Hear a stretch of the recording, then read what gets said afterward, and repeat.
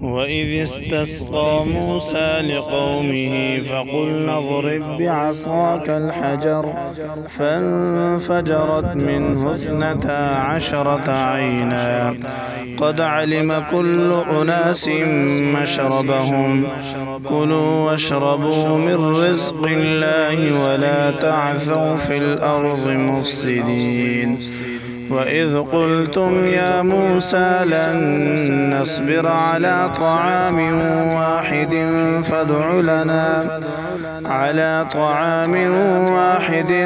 فادع لنا ربك يخرج لنا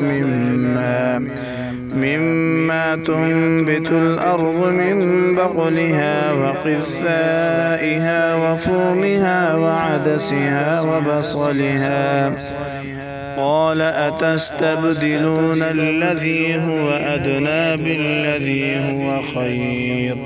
اهبطوا مصرا فإن لكم ما سألتم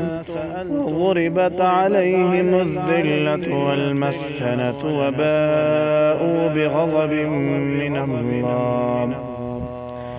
ذلك بأنهم كانوا يكفرون بآيات الله ويقتلون النبيين بغير الحق